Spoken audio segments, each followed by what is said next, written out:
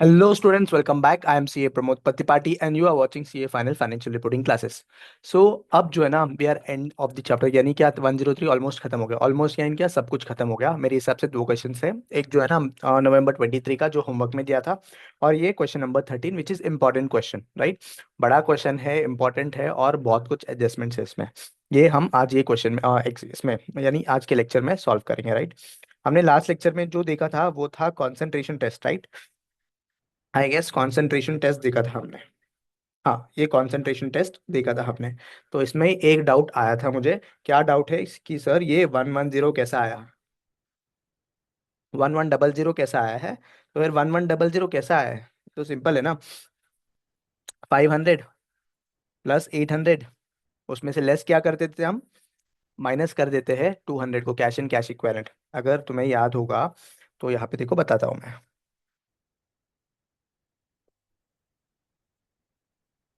यहाँ पे देख रहे हो एडजस्टेड पीसी कंप्यूट करते हैं, जिसमें हम क्या क्या लेते हैं, fair value of previously held equity interest, right.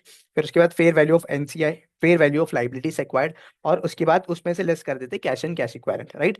तो फिर यहाँ पे क्वेश्चन में देखोगे ना, एग्जाम्पल में देखोगे तो यहाँ पे पीसी कंप्यूट कर लिया। यहाँ पे एग्जाम्पल में यहाँ पे नॉन कंट्रोलिंग इंटरेस्ट का, यहाँ पे 300 is cash, 120 is NCI, and other 80 जो है ना, ये 80 वाला क्या था, previously held equity interest, right. तो ये 300 कैश था, ये एनसीआई था, और ये जो है ना ये तो जो जब प्रीवियसली हेल्ड इक्विटी। उसके साथ साथ में हम क्या करें, fair value of liability assumed, इन दोनों को ऐड करेंगे, इन दोनों को ऐड किया तो 1300 आएगा, राइट। और इसमें से मेरा cash in cash equivalent less हो जाएगा, तो मेरा fair value of the assets, fair value of the assets कितना, 1100 आ जाएगा। यही था, शायद से मैंने लास्ट लेक्चर में मिस आउट किया, बट 110 ऐसे कंप्यूट करेंगे हम, right.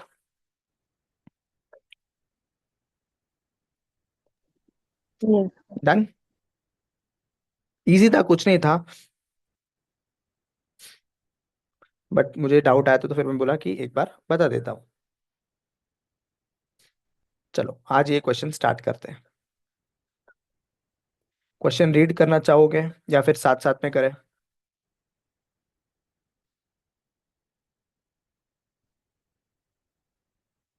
One of the important question, important, और एलडीआर भी मार्क कर लो। चलो शुरू करते हैं, मैं पढ़ता हूँ क्योंकि टाइम लेने वाला क्वेश्चन है। क्वेश्चन रीड करने कम से कम 20 मिनट लगेगा हमें, क्योंकि आराम से रीड करने का क्वेश्चन है, ठीक है। तो साथ साथ में रीड करेंगे। सबसे पहले क्या है, company x is engaged in the business of exploration and development of oil and gas blocks। तो यहाँ पे कंपनी एक्स जो है, ये engaged है किसमें, उसका बिजनेस क्या है, exploration and development of oil and gas blocks, ठीक है। Company X currently holds participating interest, कितना participating interest, in below mention books producing blocks as follows, ठीक है। तो कंपनी एक्स का जो है ना, यहाँ पे ये जो ब्लॉक्स है ना, block AWM, right. Company X जो है, कंपनी एक्स कहाँ पे है, ये वाला, ठीक है। ये जो है ना AWM ब्लॉक है, इसमें जो है ना 30% होल्ड कर रहा है। एक और कंपनी है, कंपनी वाई, जो 60% होल्ड कर रहा है, और कंपनी जेड है 10% होल्ड कर रहा है, ठीक है। बट यहाँ पे किसकी बात कर रहे हैं हम, कंपनी एक्स, याद रखना किसकी बात कर रहे हैं, कंपनी एक्स। और कंपनी एक्स का कितना परसेंटेज है, 30%, ठीक है। Then comes for the above block, ठीक है।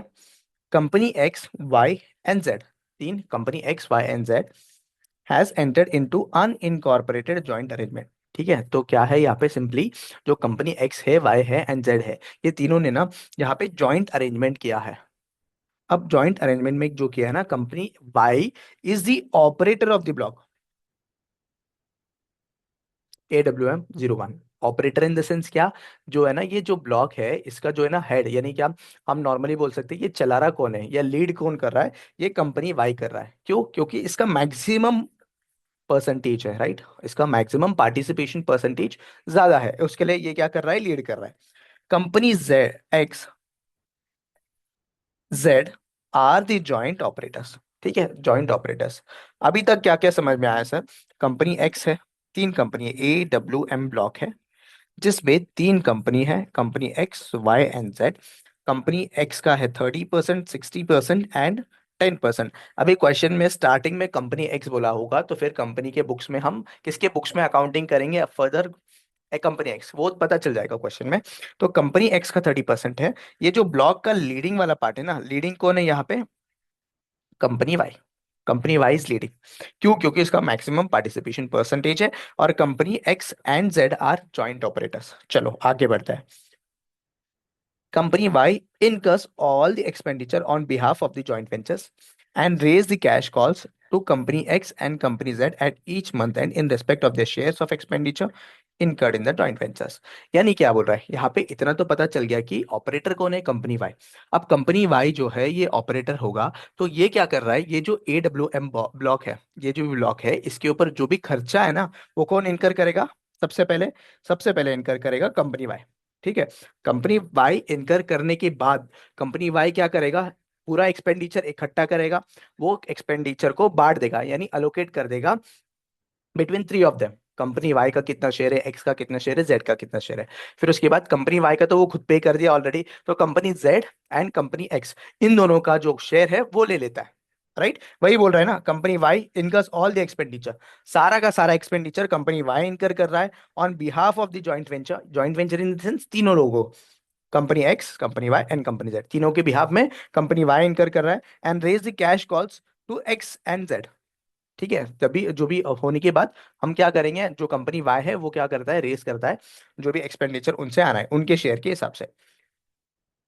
Companies x and Z at each month and in respect of their share of expenditure incurred in the joint ventures, all the manpower and requisite facilities, पूरा manpower और requisite facilities, machines owned by the joint ventures are thereby owned by all the joint operators। this one is the important one। manpower, facilities, machineries own by joint ventures, यानी joint venture जो own कर रहा है, ये सारे जो तीन तीन कंपनी इंक्लूडेड है in joint venture, company X, company Y and company Z, तीनों का शेयर है उसमें इक्वली। अब आगे क्या बोल रहा है? For past few months due to liquidity issues की वजह से company X defaulted in payment of cash calls to the operator. यानी क्या हो रहा है यहाँ पे? कैसे चल रहा था? कंपनी वाई है, कंपनी वाई पूरा का पूरा एक्सपेंडिचर इनकर कर रहा था और बेस्ड ऑन जॉइंट वेंचर का परसेंटेज ये क्या करेगा, ये दोनों लोगों को बांटेगा। किसको? कंपनी एक्स को, कंपनी जेड को। बट यहाँ पे एक इशू आ गया, क्या? कंपनी जेड जो है ना, पास्ट फ्यू मंथ से ये जो कैश कॉल्स थे, cash calls in the sense जो भी एक्सपेंडिचर का उसका पोर्शन है, वो पे नहीं कर रहा था वाई को। किसको? वाई को पे नहीं कर रहा था। Right. For past few months due to the liquidity issues company X defaulted in payment of cash calls to the operators। Therefore, company Y operator has issued a notice to company Z। company Z को notice issue किया for withdrawal of their participation right from on fund 4x1। ठीक है, तो फिर यहाँ पे क्या हो रहा है? कंपनी Y जो है ना, कंपनी Y जो ऑपरेटर था, उसने नोटिस इशू किया कंपनी Z को कि यहाँ पे पेमेंट तो कर, या फिर जो पार्टिसिपेटिंग इंटरेस्ट है उसको बेच दे। However, company Z has filed the appeal with arbitrator on 34x1। यानी क्या? आर्बिट्रेटर यानी क्या? सेटलमेंट करवा देगा। सेटलमेंट इन द सेंस जो भी वाई को जो पे करना है, एक्स जो, सॉरी, जेड जो है, वो वाई को पे करना था, पे नहीं किया। अब क्या हो रहा है? वाई ने पहले नोटिस भेजा जेड को, और जेड ने क्या किया? जेड ने इसके अगेंस्ट अपील किसके पास? आर्बिट्रेटर के पास दिया। आर्बिट्रेटर क्या करेगा? दोनों का सेटलमेंट करवा देगा। ठीक है, यहां तक समझ में आया?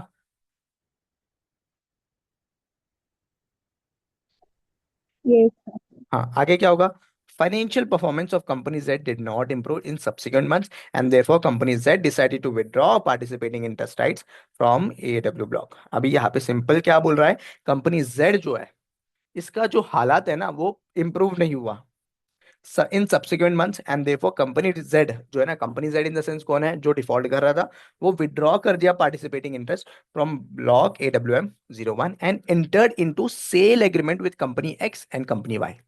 ठीक है, क्या हो रहा है यहाँ पे? डिफॉल्ट कर दिया आर्बिट्रेटर के साथ, वो भी जो भी अपील फाइल करना था वो भी फाइल कर लिया, बट इसका जो है ना परफॉर्मेंस इंप्रूव नहीं हुआ। तो फिर उस केस में क्या हुआ? कंपनी जेड जो है वो पार्टिसिपेटिंग इंटरेस्ट विड्रॉ कर रहा है। विड्रॉ करना इन द सेंस उसका जो पार्टिसिपेटिंग इंटरेस्ट है वो बेचना चाह रहा है। किसको? कंपनी एक्स को एंड कंपनी वाई को। As per the terms of the agreements dated 31/5x1, company X will receive 33.33% share and company Y will receive 66.67 share of participating interest owned by company Z. ठीक है, 66%, 66.67% किसको मिलेगा? Company Y को मिलेगा। Company X जो है ये पे किया 1 lakh against 33.33% participating interest owned by the company Z. अब यहां तक क्या हुआ वो समझ में आया है? क्या क्या हो रहा है? सिंपली मैं बताऊं इन summary way.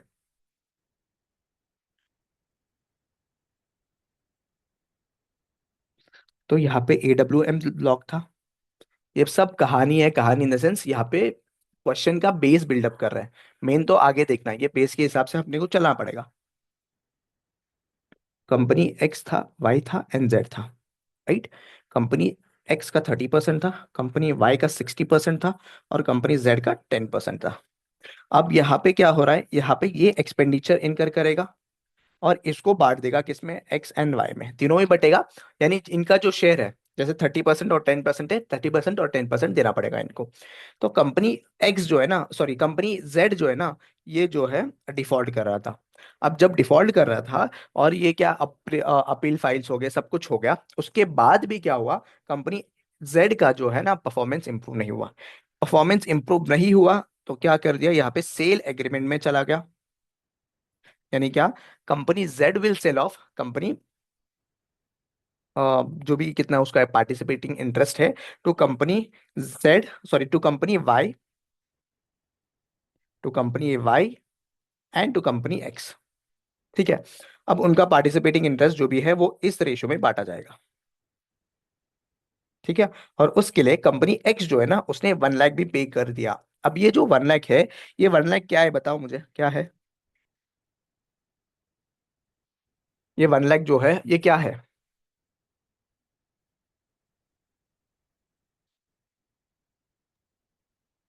PC. PC, very good. This is nothing but purchase consideration. चलो, अब एक और चीज यहाँ पे ध्यान देने वाली चीज है, आगे देखते हैं क्या हुआ। After signing the sale agreement, sign हो गया sale agreement, operator Y approach the government of India for modification in PSC. PSC यानी क्या? Production sharing contract. यानी क्या? जो ऑलरेडी प्रोडक्शन शेयरिंग कॉन्ट्रैक्ट है, 30, 30, 60 एंड 10। अब क्या होगा? 10 का जो पार्ट है ये इन दोनों पे आ गया। तो कंपनी वाई क्या किया? ऑपरेटर, इसने जो है ना गवर्नमेंट को अपील किया कि हमारा जो प्रोडक्शन शेयरिंग एग्रीमेंट है ना उसको चेंज कर दो। चेंज करोगे तो फिर यहाँ पे ये जो एक्स निकल जाएगा और इनका जो है ना शेयर रिवाइज हो जाएगा। कंपनी वाई, ठीक है, approach government of India for modification in PSC, that is production sharing agreement contract, that is removal of company Z from PSE of AWM01, and the government has approved this transaction on कब? 36x1, and government approval for modification of PSE is essential। यहाँ पे ये चीज ध्यान रखो, this is essential. यानी क्या? This one was very very important for, जो भी बिजनेस कंसोलिडेशन करना है अपने को, ये वाला बहुत इंपॉर्टेंट था, given in the industry of joint operators. ठीक है। अब क्या बताओ यहाँ पे? मुझे 3 डेट्स पता चल रहे हैं। क्या? एक है 30th 6x1, जहां पे गवर्नमेंट ऑफ इंडिया का अप्रूवल आ गया। नेक्स्ट थिंग, यहाँ पे सेल एग्रीमेंट में एंटर कब किया इन्होंने? 31/05/X1 को यहाँ पे सेल में, सेल एग्रीमेंट में एंटर किया।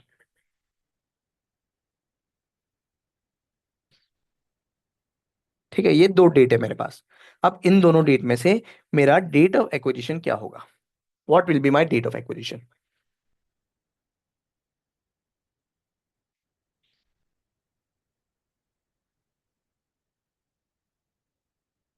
बोलो। Government approval. Government approval. क्यों? This was very very, sorry, this was very very essential for our business का कॉम्बिनेशन। ठीक है। इसका बिना जो है ना, जो ये शेयरिंग एग्रीमेंट का जो सेल है वो नॉर्मली क्या होगा? वॉइड होगा ना, राइट। अब सेल कर दिया जेड, राइट। और सेम रेशियो में अगर ये कर रहे हैं बिजनेस, सेम रेशियो में 30 और 60 में ही कर रहे हैं, तो सेंस ही नहीं बनेगा ना। क्यों? क्योंकि जेड का जो पार्ट है अभी इन दोनों में आ गया, तो उसके लिए ये एसेंशियल था, क्वेश्चन में भी बता दिया हो ऑलरेडी। तो ये जो है ना, मेरा date of acquisition will be 36x1। Right. तो यहाँ पे बैलेंस शीट दिए, देखो, 31 मई x1 का और 36x1 का। तो ये वाला जो है दिस इज इररिलेवेंट, ये दोनों इररेलेवेंट है। अब किस किस का दिया है? कंपनी एक्स का दिया है एंड कंपनी जेड का दिया है, राइट। तो फिर यहाँ पे नॉर्मली क्वेश्चन में बता रहा है कि इम्प्लिसिटली कि कंपनी एक्स के बुक्स में ही हमें करना है। अब कंपनी एक्स के बुक्स में कितना परसेंटेज आया है बताओ? 33.33%। बट उसके पहला एक और भी क्वेश्चन है, वो देख लेते हैं। ठीक है। ये क्या है? ये क्या है? बैलेंस शीट वगैरह सब कुछ दिया है, पूरा टोटल इक्विटी वगैरह सब कुछ दिया है। The additional information is given below. क्या है? The fair value of PPE and development of CWIP, that is capital work in progress, owned by company Z. Company Z जो ओन कर रहा है, as per the market participant approach is 5 lakh and 2 lakh respectively. यानी क्या हो रहा है? जो मेरा पीपीई है वो 5 लैक्स है, एंड डेवलपमेंट CWP कितना है? 2 लैक्स है रिस्पेक्टिवली, राइट। तो फिर हम फेयर वैल्यू में लेते थे नॉर्मली, बरोबर। एज पर अगर इंडेक्स 103 इसके ऊपर अप्लाई होगा, अपना 6 स्टेप्स आएंगे। 6 स्टेप्स में जो फोर्थ स्टेप है, step in identifiable net assets, उसमें क्या करते हैं हम फेयर वैल्यू में कंसिडर करेंगे ना। तो यहाँ पे उसका फेयर वैल्यू दिया है। Fair value of all the other assets and liabilities acquired are assume to be at the carrying values. बाकी के जो भी असेट्स और लाइबिलिटीज है वो क्या है? कैरिंग अमाउंट्स में है। Except cash and cash equivalent, cash and cash equivalent of company Z are not to be acquired by company X as per the agreement. तो यहाँ पे क्या हो रहा है? कंपनी जेड का सारा सारा असेट्स और लाइबिलिटीज ले ले रहा है, बट कंपनी जेड का जो कैश एंड कैश इक्विवेलेंट है ना, ये नहीं ले रहा है। कौन नहीं ले रहा है? Company X is not acquiring cash and cash equivalent. Except cash and cash equivalent, सारा असेट्स एंड लाइबिलिटीज हम इंक्लूड कर लेंगे। टैक्स रेट कितना है? 30%। अब टैक्स रेट देखते ही क्या याद आना चाहिए? DT, यानी क्या? Deferred tax. डेफर्ड टैक्स यहाँ पे टैक्स रेट दिया होगा तो डेफर्ड टैक्स होगा ही।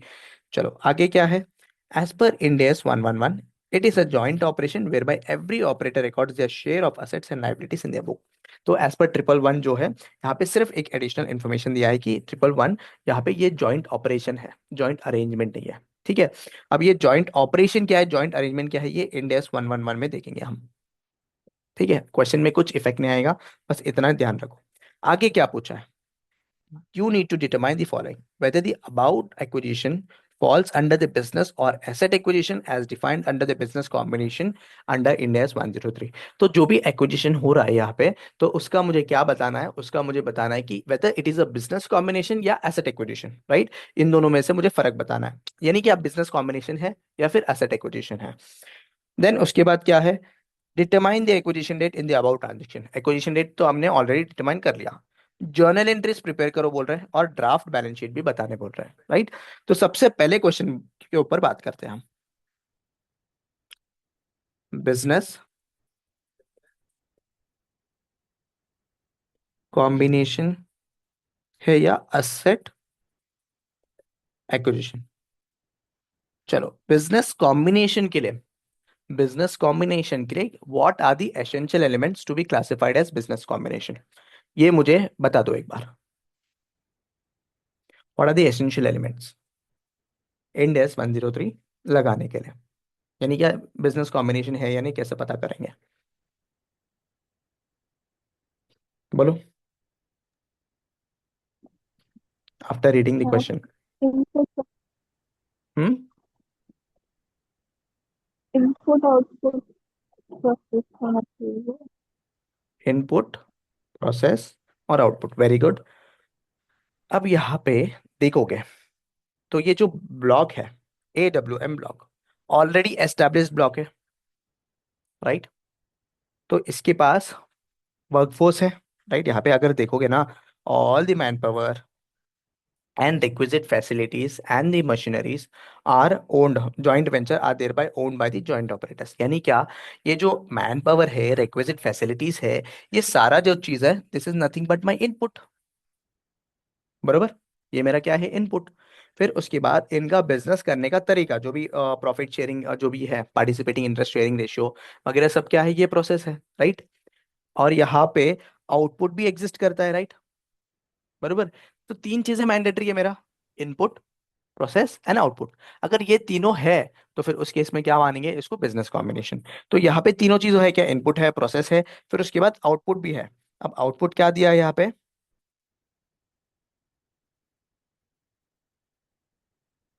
आउटपुट क्या है, exploration and development of oil and gas blocks, right?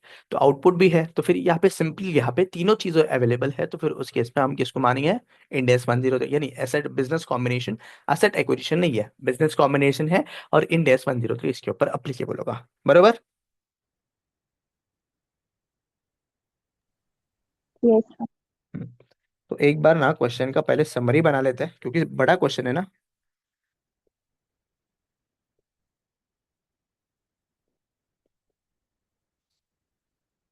क्या हो रहा है, AWM 01, ये एक ऑयल एक्सप्लोरेशन का ये है। इसमें तीन की है, company X, company Y and company Z, right? अब यहाँ पे कंपनी एक्स का है 30%, कंपनी वाई का है 60%, एंड इसका जो है ये 10% था। और यहाँ पे company Y was the operator, company Y was operator.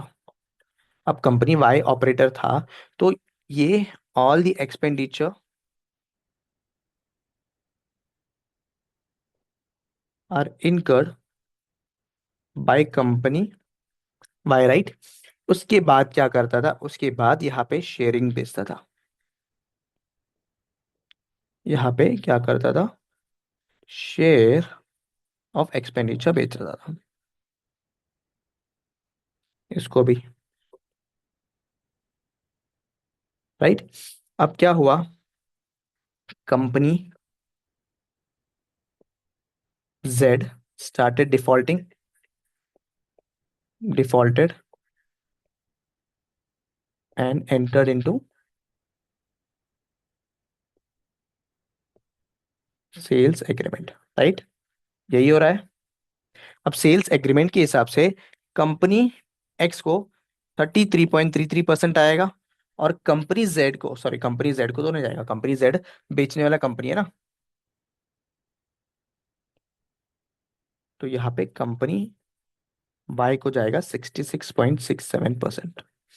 ठीक है। अब मेजरली हमें किसके लिए पूछ रहा है, अकाउंटिंग किस में पूछ रहा है, ये देखो, कंपनी एक्स के बुक्स में पूछ रहा है। बरोबर। तो अपन क्या करेंगे, कंपनी के बुक्स में अकाउंटिंग, एक्स के बुक्स में अकाउंटिंग करेंगे।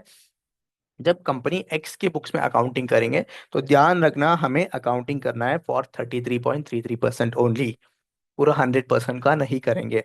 यानी यहाँ पे जो एक्स के बुक्स में, एक्स के बुक्स में यहाँ पे जो नॉन करंट असेट है, इक्विपमेंट है, जो भी अमाउंट है, सबको इंटू 33.33% होगा, और उसके बाद हमारा एक्स का वैल्यू डिटरमाइन होगा, राइट? एक्स जो एक्वायर करना है ना, वो वैल्यू डिटरमाइन होगा। चलो, फर्स्ट थिंग तो मेरा क्लियर हो गया कि ये जो है ना, this is a business combination. First वाला समझा ना? Yes sir. पक्का? हाँ। हाँ, इंडेस 103 क्या बोल रहा है, defines business combination has a integrated set of activities and assets that is capable of being generated. याद है फर्स्ट डे में ये जो है ना डेफिनेशन पढ़ाया था मैंने, being conducted and managed for the purpose of providing goods and services.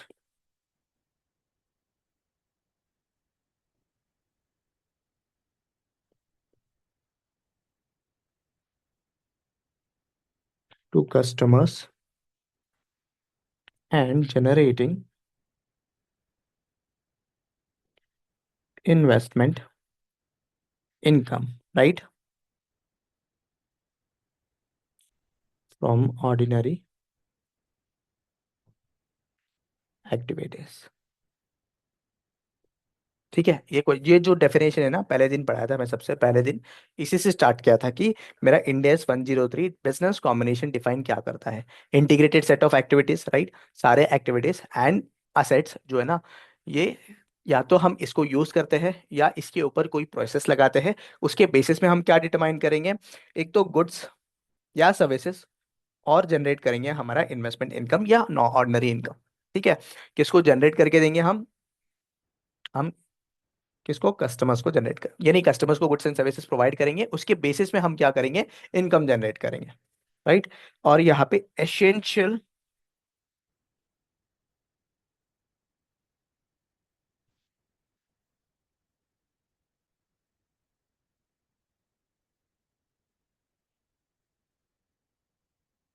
To classify business combination क्या है,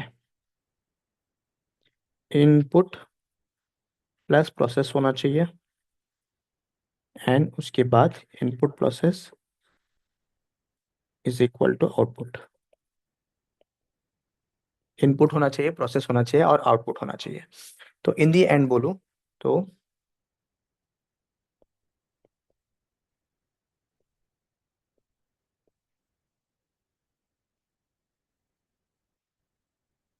in the aforesaid transactions,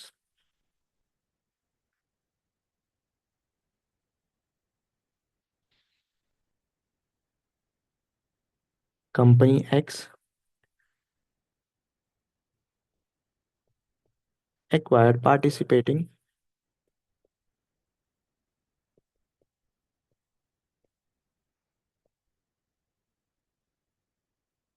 interest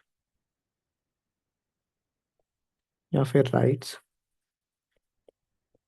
owned by company Z for the producing block, that is क्या है, AWM 01, AWM 01 ये है,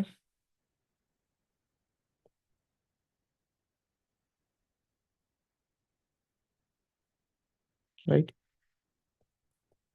the output exist, output है क्या इसमें, yes,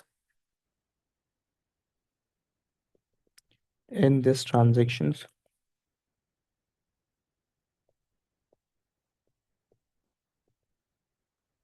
considering AWM 01 block is a producing block.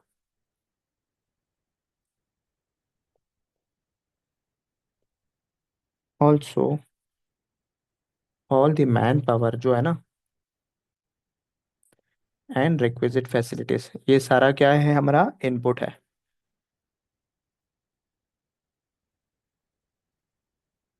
अब ये एग्जाम में कैसा लिखे, अपने वर्ड्स में लिख लो, राइट। ये सारा जो चीज है, अगर पूछा है क्वेश्चन में, इन केस अगर पूछा है कि बिजनेस कॉम्बिनेशन या एसेट एक्विजिशन है, तो तुम्हें ये जो फर्स्ट वर्डिंग्स है, ये वाला वर्डिंग्स, ये वर्डिंग्स तुम्हें रिप्लिकेट करना आना चाहिए, इतना part.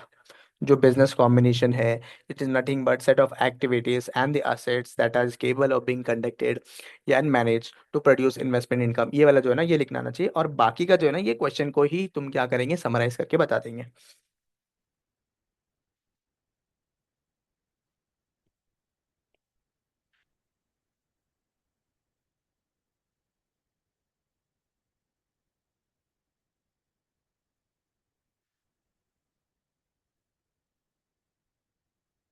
All joint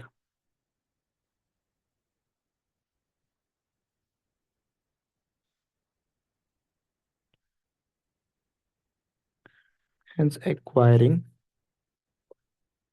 participating interest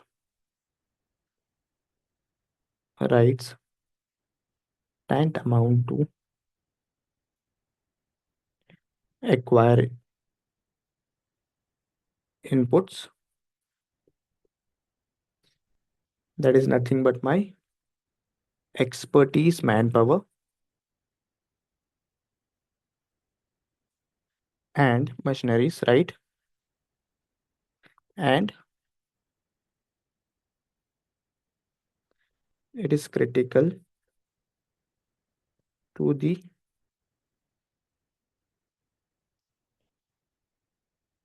ability to produce outputs.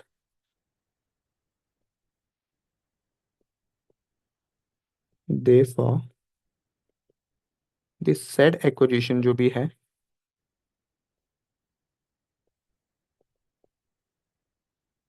is a business combination. ठीक है, इतना पार्ट क्या है, सिंपल है। क्वेश्चन को मैंने क्या किया, रेप्लिकेट कर लिया।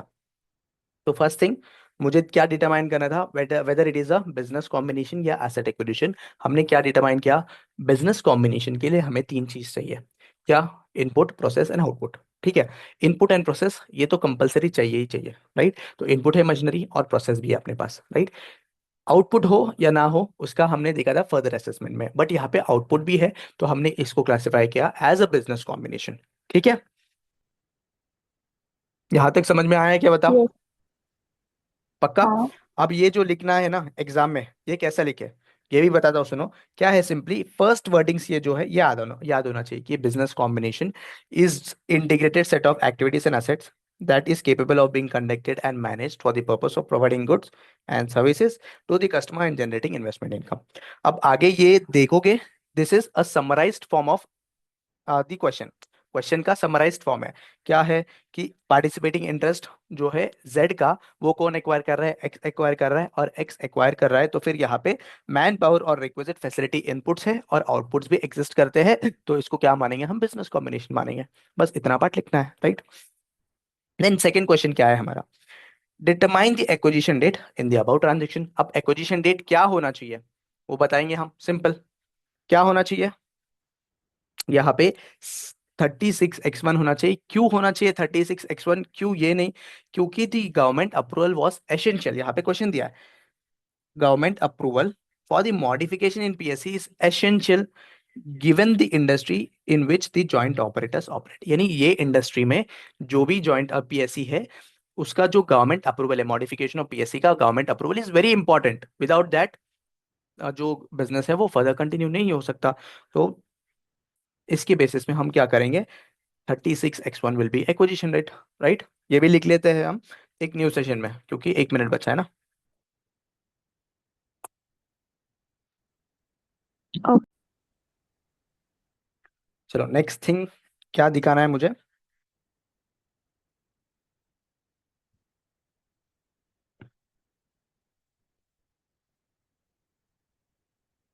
Acquisition date, right. ये एक्विजिशन डेट। अब यहाँ पे सर आप बोलोगे कि 6 स्टेप्स फॉलो करना चाहिए कि नहीं। अब मेरे हिसाब से 6 स्टेप्स फॉलो करना चाहिए हम। यहाँ पे उसी में 6 स्टेप्स में हम सारा का सारा जो है ना आंसर्स दे देंगे। कौन सा, एक्विजिशन डेट वाला जो क्वेश्चन है वो वाला पार्ट, जर्नल एंट्रीज में उसी में आ जाएगा, जर्नल एंट्रीज, राइट। फिर उसके बाद हम बैलेंस शीट भी बना लेंगे। ठीक है, तो एक काम करते हैं, नहीं पहले लिख लेते हैं क्वेश्चन के हिसाब से, उसके बाद में 6 स्टेप्स फॉलो करते हैं।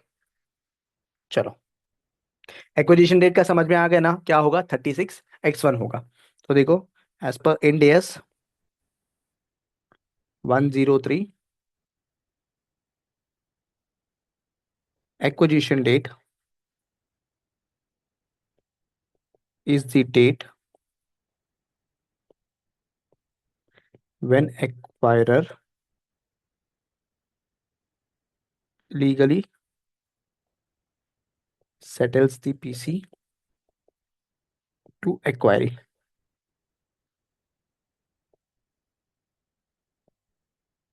right? And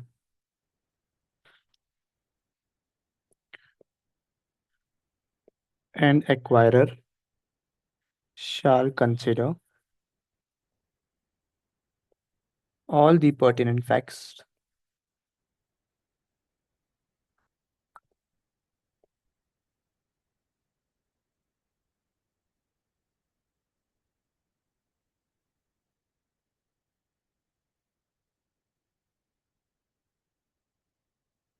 and circumstances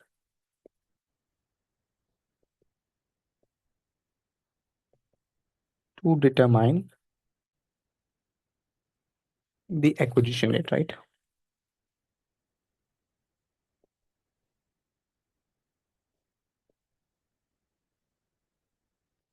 In given case, since the government approval of PSE is essential and received on 30th 6x1, therefore date of acquisition क्या होगा? Date of acquisition is 36x1, बराबर बनाया 36x1, right? चलो, यहां तक समझ में आया है क्या? एक्विजिशन डेट, दो चीजें हमने कंप्लीट कर दिया। सबसे पहले बिजनेस कॉम्बिनेशन या एसेट एक्विजिशन वो डिटरमाइन किया, और acquisition date. Yes, sir. Then third comes, third हमें क्या पूछा है? हमें पूछा है सर यहाँ पे जर्नल एंट्रीज बता दो, राइट? जर्नल एंट्रीज बताना है, किसकी बुक्स में बताना है? कंपनी एक्स के बुक्स में भी बताना है मुझे। Journal entries in the books of X, right? अब एक्स की बुक्स में कैसा आएगा? On the acquisition date, on acquisition date. देखो, एक्स को जो है ना, एस जेड के सारे असेट्स आ रहे हैं, लाइबिलिटीज आ रहे हैं, एक्सेप्ट यहाँ पे cash and bank, right? Cash and bank को तो नहीं लेंगे हम क्या करेंगे? सारा असेट्स और लाइबिलिटीज ले लेंगे, कैश एंड बैंक को छोड़ देंगे। और जो भी डिफरेंस रहेगा ना, जो असेट्स एंड लाइबिलिटीज और पीसी के बीच में, राइट? पीसी यहाँ पे 1 लाख पे किया है, वो क्वेश्चन में दिया है। जो भी डिफरेंस रहेगा वो क्या रहेगा मेरा? वो मेरा रहेगा गुडविल या कैपिटल रिजर्व, बरोबर? पर्टिकुलर्स अमाउंट, ये भी होगा debit amount and credit amount, ठीक है? ये डेबिट अमाउंट है, क्रेडिट अमाउंट है। सबसे पहले एक क्वेश्चन देख लो। अब क्वेश्चन में कंपनी जेड का जो है ना शेयर किसके पास आ रहा है? कंपनी एक्स के पास। अब कंपनी एक्स के पास भी कितना शेयर आ रहा है? 33.33%। तो हर एक चीज का मुझे क्या है? 33.33% लेना है। बट यहाँ पे आगे अगर देखोगे एडिशनल इंफॉर्मेशन में, तो PPE and W, development of capital work in progress जो है ना, इनका फेयर वैल्यू अलग से दिया है। तो हम क्या करेंगे? फेयर वैल्यू अलग से कंसिडर करेंगे, ठीक है? तो अगर देखो 5 लैक्स का 33.333% कितना होता है? 5 लैक्स का 33.333% कितना होगा? पीपीई अकाउंट डेबिट 166650, बरोबर? इतना ही होगा ना? फिर उसके बाद डेवलपमेंट CWIP था ना, उसका कितना था? 2 लैक्स, या डायरेक्टली यहाँ पे लिख लो। कहाँ पे लिखेंगे? X is acquiring only 33.33%। तो सारे अमाउंट्स का क्या होगा? 33.33%। यहाँ पे 2 लैक्स का 33.33% निकालो, साथ में करो कैलकुलेशन।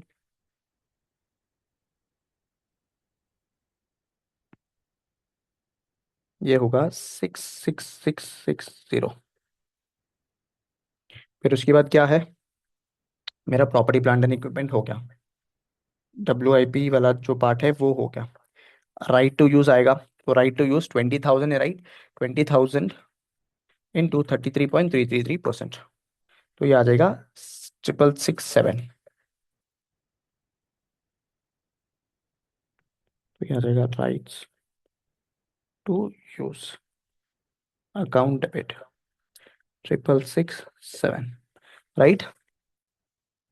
बरोबर है। फिर यस उसके सर। बाद फाइनेंशियल असेट्स है, फाइनेंशियल असेट्स में हमारे पास 50,000 है। 50,000 का क्या होगा, सेम 33.33%, तो ये आ जाएगा 16,665। ये आ जाएगा लोन रिसीवेबल अकाउंट डेबिट 16,665। चलो, लोन रिसीवेबल खत्म हुआ, तो ये हो गया मेरा। तो टोटल करंट असेट्स खत्म हुआ, सॉरी नॉन करंट असेट्स खत्म हो गया। देन आता है करंट असेट्स। करंट असेट्स जो इन्वेंट्री है, इन्वेंट्री का भाई क्या करेंगे हम, 33.33% करेंगे। तो इन्वेंट्री 30,000 है, उसका 30,000 इंटू 3.33%, तो यहाँ पे आ जाएगा इन्वेंट्रीज अकाउंट डेबिट 999 एंड 9। बरोबर। फिर उसके बाद क्या है, ट्रेड रिसीवेबल। ट्रेड रिसीवेबल कितना है, 1 लाख। 1 लाख में 33.33%, ये आ गया 33330। ट्रेड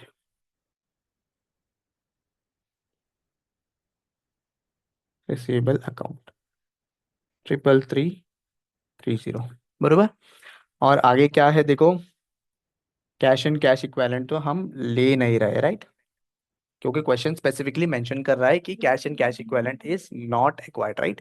फिर आएगा other current asset. Other current assets का 50,000। 50,000 का फिर से 33.33%, तो 111,665, तो ये आ जाएगा अदर करंट असेट्स 16665। चलो यहां तक क्लियर है, बताओ एसेट साइड क्लियर हुआ है क्या। कुछ नहीं किया मैंने, यस सर। क्या लाइबिलिटी जो मेरे बैलेंस शीट में जो अमाउंट थे उसी को 33.33% मल्टीप्लाई किया और यहाँ पे अमाउंट आ गया। बस यहाँ पे एक चीज ध्यान रखो, इसका नोट लिखवा देता हूँ ना, ये जो दो है इसका फेयर वैल्यू आएगा। क्यों, क्योंकि हम क्या करते हैं, नॉर्मली फेयर वैल्यू लेते हैं ना।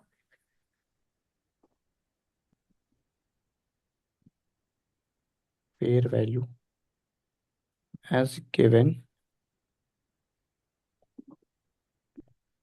Fair value as given in question. ठीक है, क्लियर है यहाँ तक। चलो एक लाइन छोड़ता हूँ, अगर मुझे क्या है यहाँ पे डेफर्ड टैक्स भी कंप्यूट करना है, तो डेफर्ड टैक्स के लिए एक छोड़ता हूँ कि डेफर्ड टैक्स असेट आए तो डेफर्ड टैक्स असेट होगा, या फिर गुडविल आएगा तो गुडविल। ये दोनों के लिए 2 लाइन छोड़ के रखता हूँ। देन आ जाएगा मेरा लाइबिलिटीज। लाइबिलिटी साइड देख लो एक एक बार कि क्या क्या है।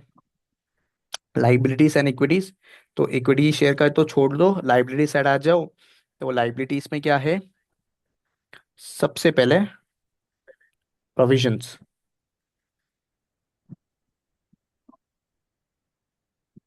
सबसे पहले है प्रोविजन। प्रोविजन कितना, 2 लाख का है। 2 लाख का कितना होगा, 33.33%, तो ट्रिपल 666660 टू प्रोविजंस अकाउंट 666660।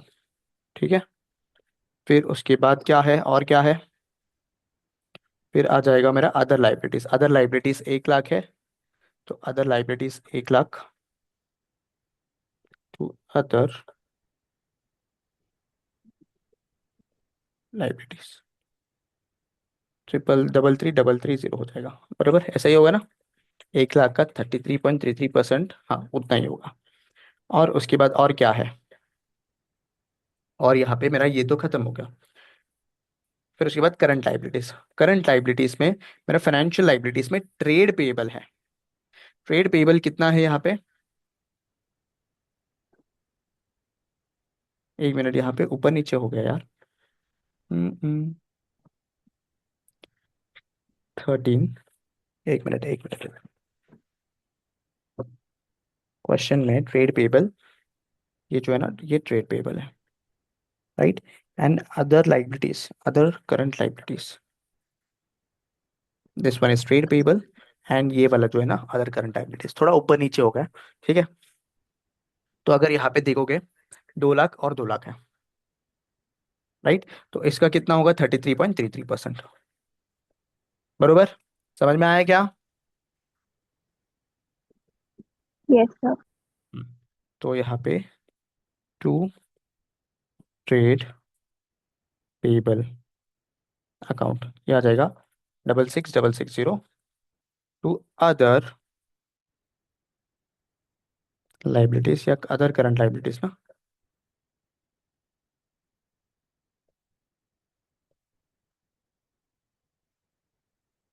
ठीक है। अब मुझे क्या कंप्यूट करना है, अब मुझे कंप्यूट करना है मुझे डेफर्ड टैक्स। डेफर्ड टैक्स कहाँ पे आएगा, सिर्फ यहाँ पे फेयर वैल्यू दो चीजों का बदला है, बरोबर ना। यहाँ पे फेयर वैल्यू ऑफ पीपीई और कैपिटल डब्ल्यूआईपी, ये दोनों का ही बदला है। तो इसका कंप्यूटेशन हमें इजीली हो जाएगा। तो देखो बुक्स में कितना है, बुक्स में 3 लाख, 3 लैक्स और 1 लाख, राइट। 3 लाख और 1 लाख था। तो आ जाओ यहाँ पे नीचे करते हैं डेफर्ड टैक्स कंप्यूटेशन। किसके केस में होगा, पीपीई टैक्स बेस, या फिर मैं बोलूँ कैरिंग अमाउंट,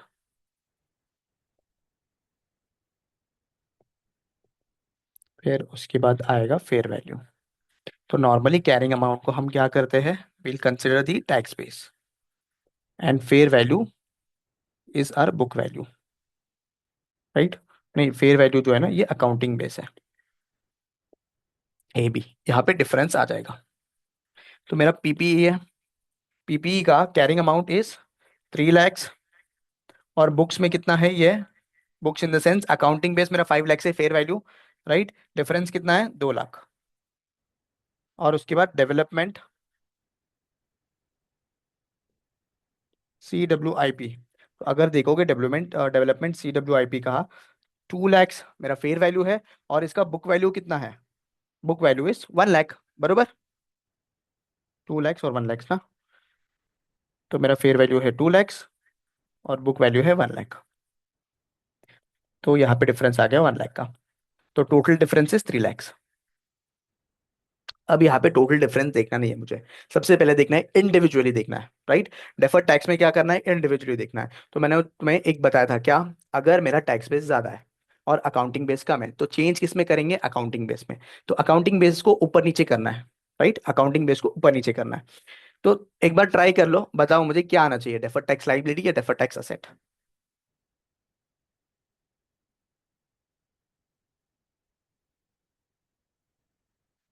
क्या आएगा बताओ।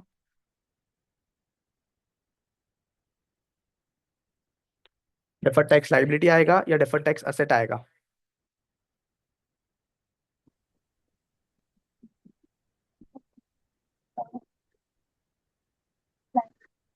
हम्म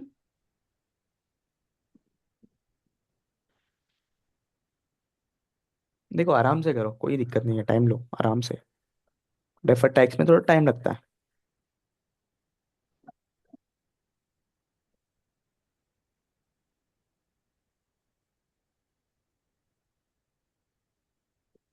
यहाँ पे टोटलिटी के बेसिस में भी कर सकते हो, क्योंकि मेरा जो कैरिंग अमाउंट जो है ना दोनों बुक्स का कम है, टैक्स बेस कम है और फेयर वैल्यू ज़्यादा है। ऐसा करना चाहो वैसा भी कर लो।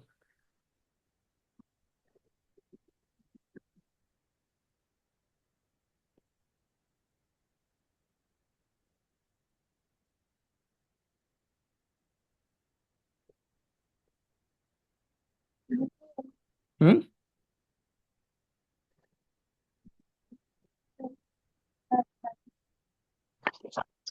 फिर से बोलो, सुनाई नहीं दिया। डिफर टैक्स लाइबिलिटी होगा। Very good. क्यों? क्योंकि मेरा टैक्स बेस है 4 लाख, मेरा अकाउंटिंग बेस है 7 लाख, तो मुझे चेंज क्या करना पड़ेगा? अकाउंटिंग बेस चेंज करना पड़ेगा, तो कम करना पड़ेगा। राइट, तो असेट्स को कम करना है मुझे, लाइबिलिटी क्रिएट करना पड़ेगा, उसके लिए डिफर्ड टैक्स लाइबिलिटी आएगा। तो DTL कितना आएगा? 3 लैक्स, जो डिफरेंस है उसके ऊपर 30%। राइट, तो ये कितना आएगा? 3 लैक्स, उसके ऊपर 30%, which comes out to be 90,000। क्या हम 90,000 टोटल इंक्लूड करेंगे क्या? बिल्कुल भी नहीं। क्यों? क्योंकि एक्स केस में सिर्फ 33.33% जा रहा है, तो इंटू 33.33% ले लेंगे, इंटू 33.33%, ये जाएगा 29997। राइट, हाँ, 29997। एक बार कैलकुलेशन देख लो, 3 लाख इंटू 30% इंटू 33.33%। हाँ, तो यहाँ पे आ जाएगा,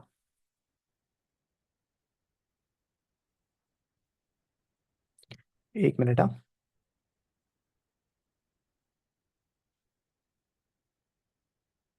क्वेश्चन में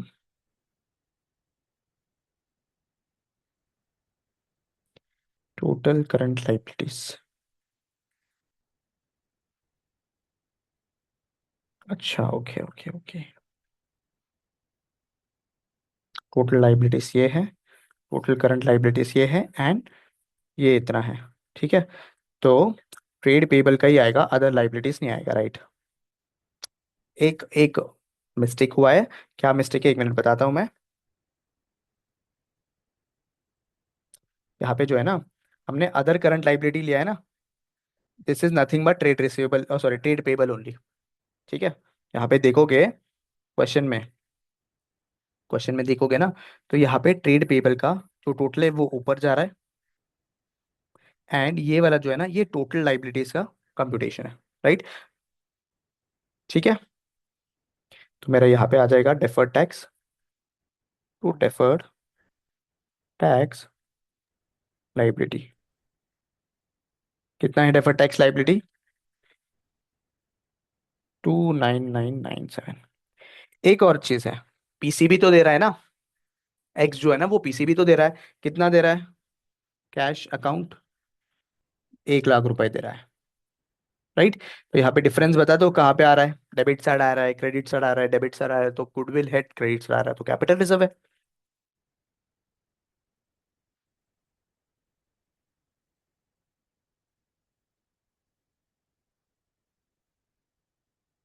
9993333 0 + 66665।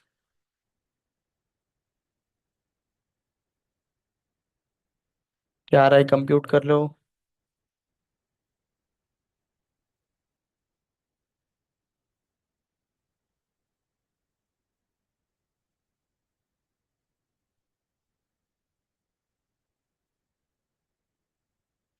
क्या आ रहा है?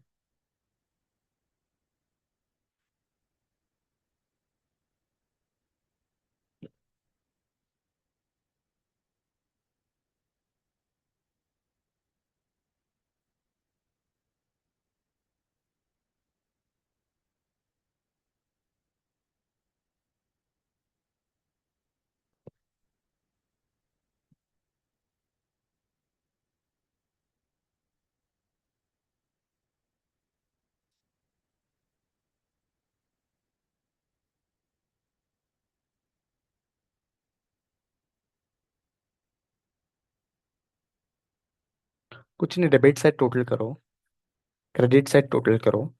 ठीक है, लेस कर दो, कौन सा ज्यादा है देख लो वो।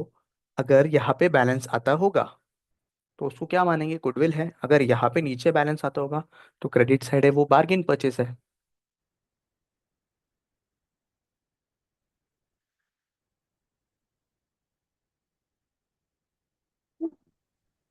क्या आ रहा है?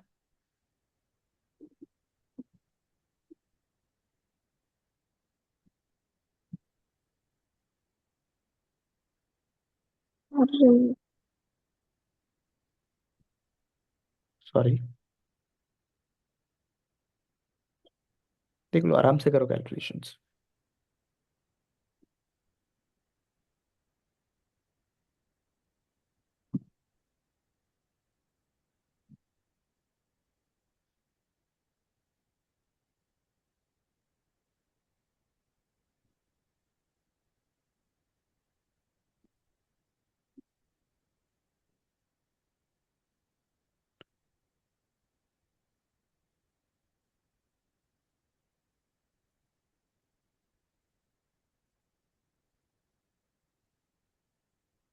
गुडविल आ रहा है।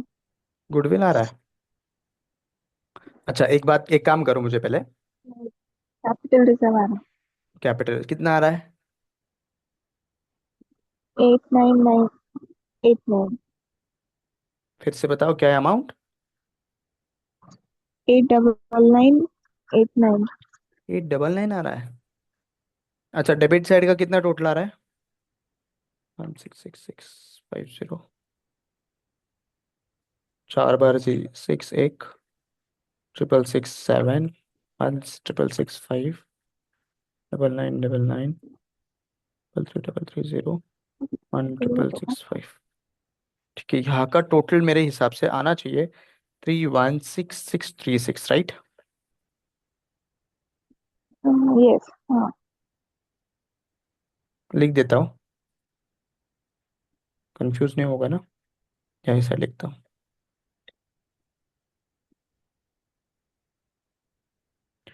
16636, ठीक है। और यहाँ का टोटल कितना आ रहा है क्रेडिट? 6666 0, 3333 0, 6666 0, 999 7, और 1 लाख। तो यहाँ टू का टू टोटल कितना आ रहा है? Two two two nine nine six six 296647, right? Yes. इन दोनों को लेस कर दो, तो मेरा डेबिट साइड ज्यादा है, बरोबर, और क्रेडिट साइड कम है, तो क्या होगा? कैपिटल रिजर्व आएगा।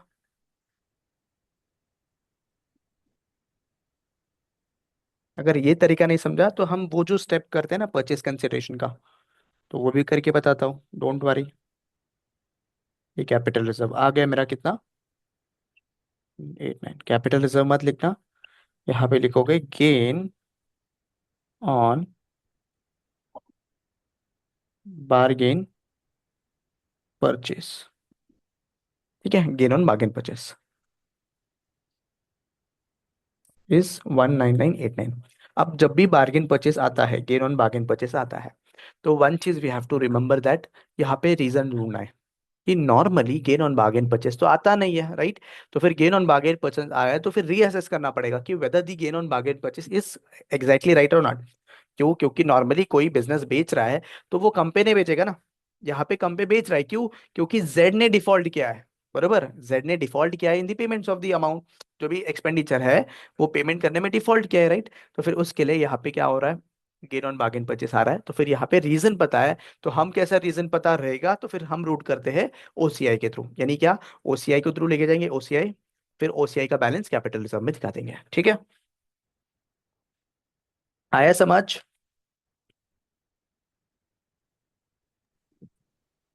Yes sir. Since gain on bargain purchase,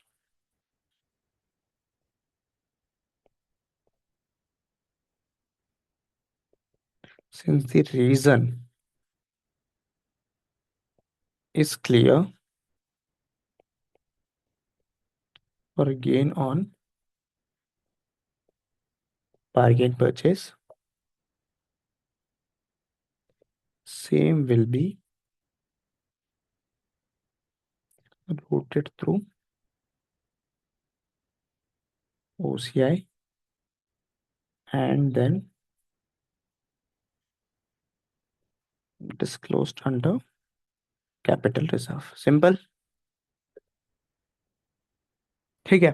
अगर जर्नल एंट्री में देखोगे, ये जर्नल एंट्री वाला पार्ट जो किया है ना हमने, ये स्टेप 3, जो स्टेप 3 क्या था? सबसे पहले स्टेप नंबर क्या है, 1 क्या है? आइडेंटिफाइंग द एक्वायरर, वो ठीक है, यहाँ पे आइडेंटिफाई हो गया कंपनी एक्स। स्टेप 2 क्या है मेरा? आइडेंटिफाइंग द एक्विजिशन डेट, वो भी कर लिया। स्टेप 3 क्या है मेरा? Purchase consideration. अब परचेस कंसिडरेशन बताओ क्या है यहाँ पे? परचेस कंसिडरेशन ये रहा, 1 लाख, राइट? तो उसका जर्नल एंट्री फॉर्म में बताया हमने, सिंपल, बरोबर। फिर उसके बाद हम क्या करते हैं? फिर उसके बाद आइडेंटिफाइबल नेट एसेट्स, बरोबर। तो आइडेंटिफाइबल नेट एसेट्स यहाँ पे कंप्यूट कर लिया हमने। This part is assets and this part, जो इतना पार्ट है, इतना पार्ट है, ये पार्ट क्या है मेरा? लाइबिलिटीज। अगर इसमें से इस ये लेस कर दोगे तो नेट एसेट्स आएगा, राइट? तो यस सर। कैश कैश में से अगर नेट एसेट्स लेस कर दोगे, हम क्या करते हैं गुडविल कंप्यूट करते समय, purchase consideration plus NCI minus क्या कर देते हैं हम, माइनस कर देते हैं हम मेरा जो नेट एसेट्स है, बराबर। मेरा पीसी कैश है मेरे पास, राइट, पीसी है, यहाँ पे एनसीआई नहीं है, राइट, यहाँ पे एनसीआई नहीं है, तो हम क्या करेंगे डायरेक्टली यहाँ पे कैश माइनस नेट एसेट्स कर देंगे, तो फिर यहाँ पे आ जाएगा जो भी कैपिटल रिजर्व था इतना पार्ट, राइट। चलो, अब आगे देखेंगे बैलेंस शीट बनाने वाला part. Balance sheet of company x after acquisition of company Z. ठीक है,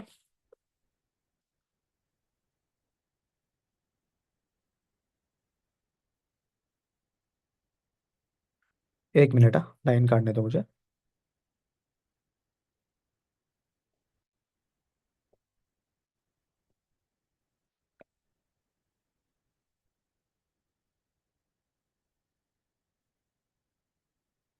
सॉरी, समझ में आया ना क्या किया?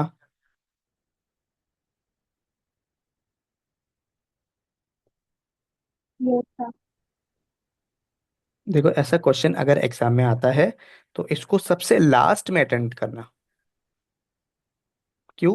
क्योंकि ऐसा क्वेश्चन नॉर्मली कम से कम पकड़े ना तो हाफ एन आवर लेता है, राइट। तो हाफ एन आवर लेने से बदले, मतलब हाफ एन आवर में अगर स्टार्टिंग में किया हमने, कुछ भी एक छोटा सा एलिमेंट भी मिस हो गया, जैसा मेरा यहाँ पे मैंने क्या किया था, 2 बार लाइब्रेरी ट्रेड पेबल को इंक्लूड कर लिया था, तो ऐसा कोई छोटा सा भी मिस्टेक हो गया ना तो पूरा एग्जाम में पैनिक हो जाओगे।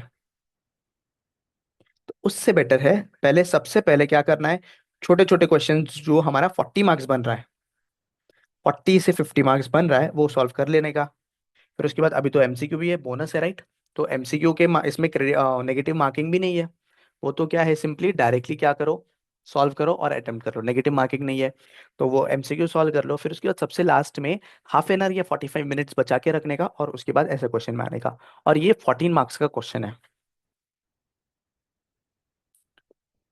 पर्टिकुलर्स। यहाँ पे हम क्या दिखा देंगे, प्री एडजस्टमेंट, प्री एक्विजिशन, फिर यहाँ पे आ जाएगा एडजस्टमेंट्स, एंड यहाँ पे आ जाएगा पोस्ट एक्विजिशन। सबसे पहले क्या आएगा, असेट्स, राइट। असेट्स में नॉन करंट असेट्स आते हैं पहले। First thing is non current assets, इसमें प्रॉपर्टी, प्लांट एंड इक्विपमेंट आएगा। तो एक्स का जो प्री एडजस्टमेंट है, एक्स का विदाउट एडजस्टिंग दिस जेड का अमाउंट, तो अगर देखोगे तो कितना है, कितना है यहाँ पे 10 लाख, राइट, बरोबर। ये अमाउंट नहीं लेना है हमें, ये वाला नहीं लेना है। तो एक्विजिशन डेट जो है वो 36x1 है, तो वहां से कंसोलिडेट करेंगे ना हम, तो कितना है 10 lakh, right. Adjustment of company Z, 33.33% जो लिया था ना, वो कितना है, 166650, राइट, 166650। ये कहाँ से लिया सर मैंने, देखो यहाँ से कंप्यूट करके रखा है ना हमने। तो टोटल बताओ कितना आएगा, 10 लाख प्लस 166650, तो ये आ जाएगा 11666650। ठीक है, देन आ जाएगा राइट ऑफ यूज असेट। अगर क्वेश्चन में देखोगे तो कंपनी एक्स का कितना अमाउंट है, 2 लाख। और यहाँ पे अगर क्वेश्चन में देखोगे एडजस्टमेंट वाला पार्ट, तो यहाँ पे 6667 का है। तो 6667, तो ये आ जाएगा 2 लाख। प्लस 6667, ये आएगा 26667।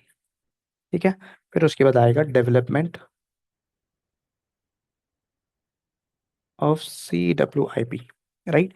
ये कितना है, 1 लाख। और इसका एडजस्टमेंट कितना है, एडजस्टमेंट 60, सॉरी 66660, तो 1 लाख 6660, 16660, राइट। फिर उसके बाद आ जाएगा मेरा फाइनेंशियल असेट्स। ये फॉर्मेट कैसा याद होगा, शेड्यूल 3 का एक हम करेंगे सेपरेटली उसका, तो फिर उसमें सिर्फ कुछ नहीं है यहाँ पे, ये शेड्यूल 3 का जो फॉर्मेट है ना वही याद करेंगे हम पूरा का पूरा, और उसका क्वेश्चंस भी सॉल्व करेंगे। लोन रिसीवेबल्स, लोन रिसीवेबल्स यहाँ पे इसका 50 था, और एडजस्टमेंट कितना है, 16665, 16665। तो इन दोनों को ऐड करो, कितना आएगा,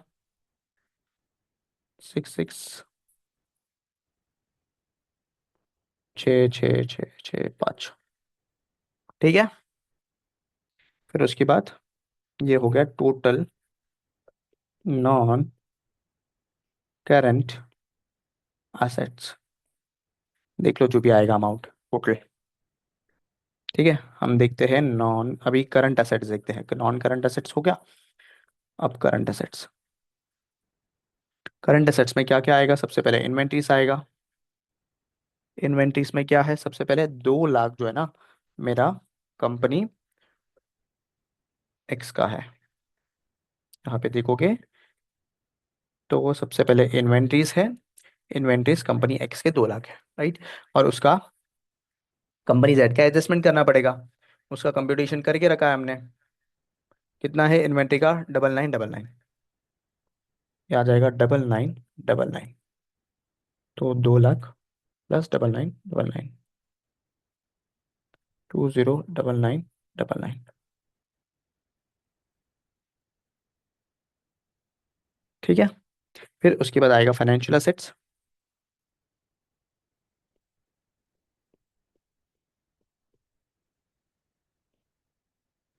फाइनेंशियल असेट्स में क्या आएगा, ट्रेड रिसीवेबल्स। समझ में आ रहा है ना क्या कर रहा हो, इसका है 3 lakhs। और यहाँ पे ट्रिप 3333, यहाँ पे देखो 3333।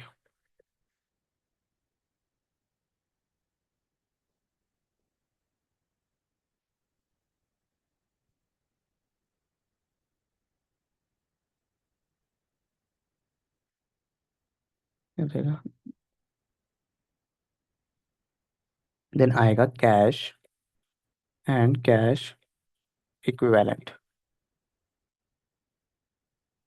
ठीक है, कैश एंड कैश इक्विवेलेंट। अब यहाँ पे कैश एंड कैश इक्विवेलेंट में एक चीज बताना है मुझे, क्या है वो, इसका तो कैश हम लिया नहीं है, ये जो कैश है हम तो लिए नहीं, राइट। जो जेड का कैश है वो तो हमने लिया नहीं। यहाँ पे 4 लाख जो है कंपनी एक्स का कैश है, राइट। 4 लाख जो है कंपनी एक्स का कैश है। अब इसमें से हमने 1 लाख तो जेड को दे दिया ना, एज अ पीसी। 4 lakhs में से 1 लाख हमने किसको, जेड को दे दिया एज अ पीसी, तो बचता कितना है हमारे पास, हमारे पास बचेगा 3 lakh.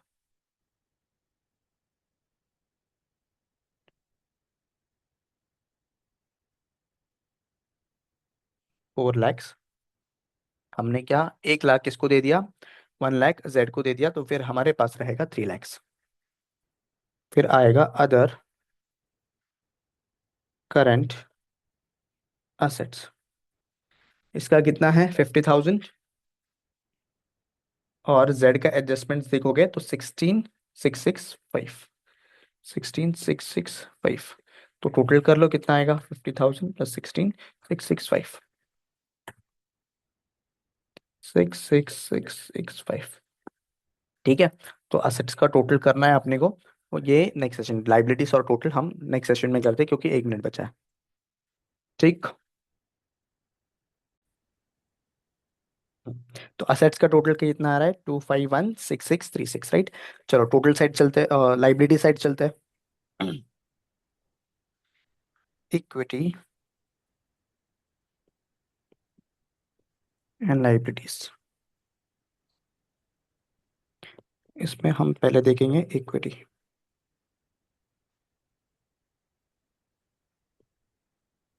Equity share capital, right.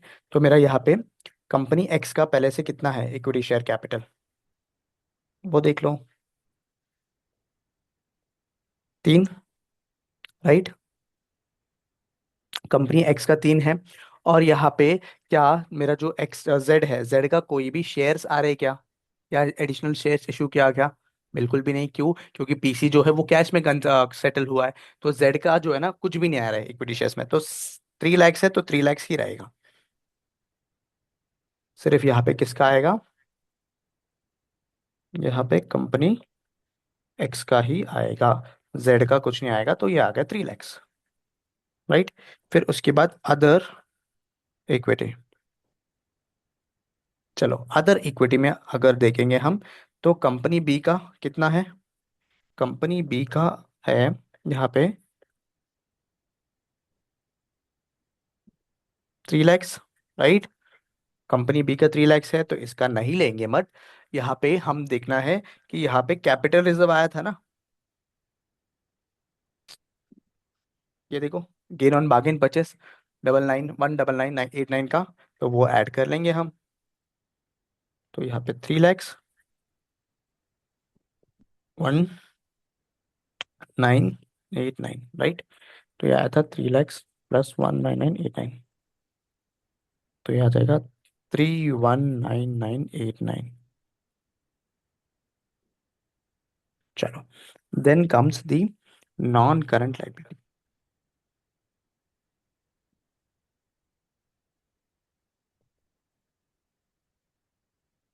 Non current liabilities में क्या क्या है वो देख लेते हैं। नॉन करंट लाइबिलिटीज में सबसे पहले प्रोविजंस है मेरे पास 4 लाख, सॉरी इसका 4 लाख नहीं है, 8 लाख है, राइट। और इसका जो है ना 33.33% ले लेंगे। तो प्रोविजंस 8 लाख, और इसका कितना आया था प्रोविजंस में? 666660, 666660। तो 8,66,660। चलो, देन कम्स अदर लाइबिलिटीज। अब ये अदर लाइबिलिटीज में 3 लाख किसका है? कंपनी एक्स का है। और अपना जेड का कितना है? जेड का अदर लाइबिलिटी में है 33,330। कहाँ पे देख रहे हो, समझ रहा है ना? यहाँ पे, यहाँ पे ये देखो, अदर लाइबिलिटी 33,330, 33,330। तो 3 लाख 33,330। ठीक है, उसके बाद आ जाएगा डेफर टैक्स लाइबिलिटीज। ये तो सिंपल है, जो भी आया था 2,997। ये कहाँ से मिला मुझे? ये देखो कंप्यूटेशन से, 2,997, या यहाँ से भी ले सकते हो। कहाँ से? जर्नल एंट्री से।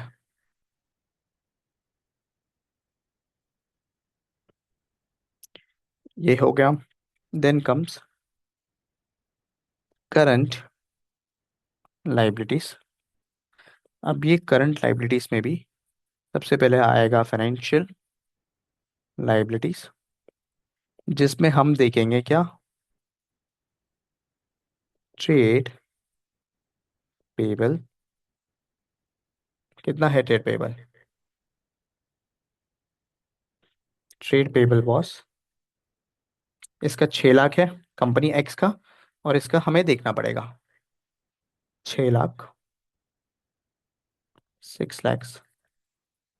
और इसका जो है जेड का, इस 66660, 66660, राइट। तो ये आ जाएगा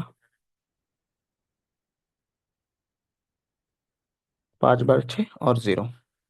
तो एक बार कंप्यूट कर लो, राइट।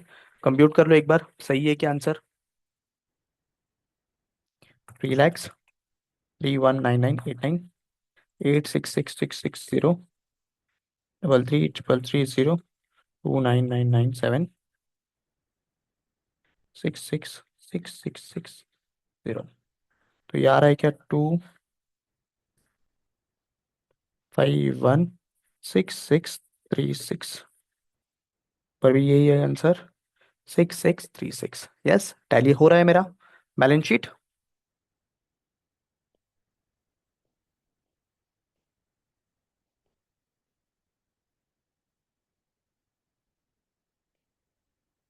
ठीक है, मुझे ड्राफ्ट बैलेंस शीट बनाने बोला था तो वो बना भी दिया। सिंपल था क्या क्वेश्चन? देख लो एक बार, बैलेंस शीट देख Yes, लो। sir. कुछ नहीं यार, क्वेश्चन का अमाउंट उठाओ, हमने जो कंप्यूट किया 333 के हिसाब से, उसका मर्ज कर लो और बना लो, सिंपल। इसमें कुछ एडजस्टमेंट्स भी नहीं थे, बस एक ही एडजस्टमेंट है, कौन सा? ये वाला, अदर इक्विटी का, राइट। समझ गया क्वेश्चन? Yes, sir.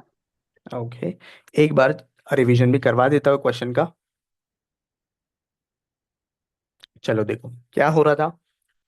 AWM करके एक ये था प्रोड्यूसिंग ब्लॉक, और ये प्रोड्यूसिंग ब्लॉक में तीन कंपनी जॉइंट वेंचर था, company X Y and Z. Company X जो है, इसका 33.33% होल्ड, सॉरी 33 नहीं, 30% होल्डिंग था। कंपनी वाई का 60 था, और कंपनी जेड का जो है वो 10% था। कंपनी वाई जो है एक्सपेंडिचर इनकर करता था, और इन दोनों को पार्टीशन करता था उस एक्सपेंडिचर का बेस्ड ऑन देयर शेयर। अब यहाँ पे जो है ना, एक्स जो है, सॉरी जेड है, जेड जो है ना, was defaulting in the payments of the expenditure. तो उसके लिए जेड ने क्या किया, एक एग्रीमेंट में चला गया, और यहाँ पे जेड का जो शेयर है वो company X and company Y को आएगा। तो कंपनी एक्स को जो है ना 33.33% आएगा।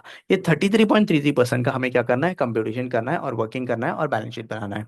तो यहाँ पे सबसे पहले क्वेश्चन था कि असेट है, एक्विजिशन है, या बिजनेस कॉम्बिनेशन है।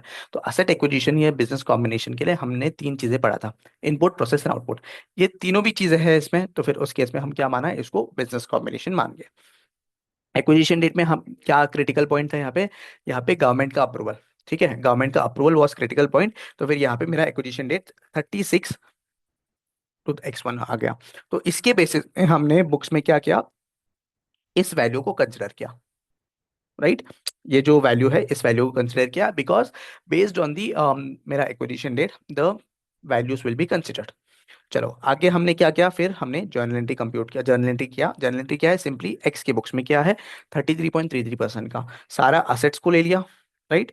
सारा लाइबिलिटीज आ गया, साथ में साथ पीसी भी आ गया, और जो भी डेफर्ड टैक्स है, डेफर्ड टैक्स भी कंप्यूट कर लिया, और उसके बेस में मुझे गेन ऑन बार्गेन परचेस आ गया। अब गेन ऑन बार्गेन परचेस जब भी आता है, हम क्या करते हैं, रीअसेस करते हैं whether there is a specific reason for gain on bargain purchase. क्यों? क्योंकि नॉर्मली बिजनेसेस जो है ना वो लॉस में नहीं बिकते हैं। तो यहाँ पे लॉस में इसलिए बिका क्योंकि Z was defaulting, right. Z जो है ना पेमेंट का डिफॉल्ट कर रहा था, वो प्रेशर के अंडर आके बेचा। तो यहाँ पे रीजन क्लियर था, तो हमने क्या किया, ये जो गेन ऑन बार्गेन परचेस है, इसको हम क्या करेंगे, ओसीए के थ्रू कैपिटल रिजर्व में रूट करेंगे। ठीक है, सिर्फ प्रेजेंटेशन चेंज होगा मेरे हिसाब से। अब आगे क्या था, डेफर्ड टैक्स कंप्यूटेशन तो देख लिया हमने। देन उसके बाद बैलेंस शीट, बैलेंस शीट बनाना है based based on the x के जो बुक्स वैल्यू है, प्री एक्विजिशन का जो बुक वैल्यू है, प्लस एक्विजिशन वैल्यू, एक्विजिशन यानी एक्विजिशन फेयर वैल्यू है।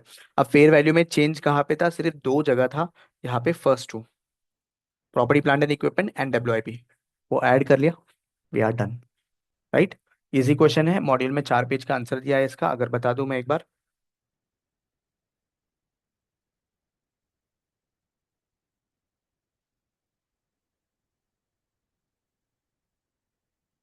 चलो, सबसे पहले जो है ना, this is first part which is business combination और नॉट बताया है। देन उसके बाद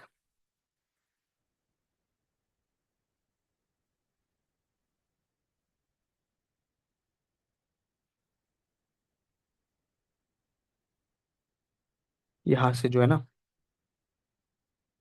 यहाँ तक, this is second part in the sense acquisition date. Then उसके बाद यहाँ पे जनरल एंट्री किया। देखो हमारा करेक्ट आंसर है, यहाँ पे गेन ऑन बार्गेन परचेस आ रहा है, राइट। फिर उसके बाद उन्होंने बैलेंस शीट किया, बैलेंस शीट बनाया, और यहाँ पे वर्किंग नोट्स बनाया है। Working notes in the sense यहाँ पे कंप्यूटेशन किया है कि एक्स के इसमें कितना शेयर आना चाहिए, 33.33% आना चाहिए ना, तो उसका परसेंटेज वर्किंग यहाँ पे दिया है।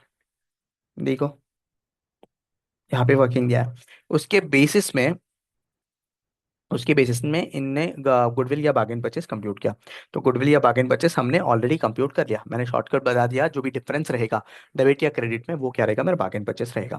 फिर उसके बाद यहाँ पे वही बोल रही कि एक्सट्रीमली रेयर सर्कमस्टेंसेस में मेरा क्या आएगा, बार्गेन परचेस आएगा। अगर वहां आया है, रीजन क्लियर है, अंडरलाइंग रीजन इज क्लियर, तो फिर उस केस में हम क्या मानेंगे, इसको मेरे इसमें दिखा देंगे, किसमें, ओसीआई के थ्रू रूट करेंगे, अदरवाइज डायरेक्टली इक्विटी में दिखा देंगे। तो set bargain purchase should be transfer to other comprehensive income on the acquisition date, यहाँ पे कंक्लूजन दिया है। फिर उसके बाद ये डेफर्ड टैक्स कंप्यूट किया। फिर उसके बाद यहाँ पे देख लो, यहाँ पे तामझाम, ठीक है, और कुछ नहीं है। डन, क्लियर है, Yes. सिंपल। चलो, यहाँ पे मेरा इंड एस 103 खत्म होता है। मुझे पता है एक क्वेश्चन वो जो पेंडिंग है, वो तुम खुद होके सॉल्व करना। कौन सा वाला, मैक्सी और मिनी लिमिटेड का एक क्वेश्चन है, जो नवंबर 23 या मई 23 में आई गेस आया था। क्वेश्चन में नहीं, आई गेस ये, हाँ नवंबर 23 का आरटीपी में आया था ये। तो एक बार सॉल्व करो, इजी क्वेश्चन है, ठीक है। जो 6 स्टेप्स हम फॉलो करते हैं ना, वो 6 स्टेप्स लगा लो। अगर नहीं आ रहा है तो मैं इसका अलग से वीडियो अपलोड कर दूंगा, ठीक है। And with this we have solved all the questions, हमने सारे कंसेप्ट टच करके निकाले। इसका रिवीजन लेक्चर भी आ जाएगा, राइट। तो यहाँ पे इंडेक्स 103, सॉरी 102 नहीं, 103 खत्म होता है। Thank you for watching this lecture and have a very nice day, right. चलो चलो, बाय बाय।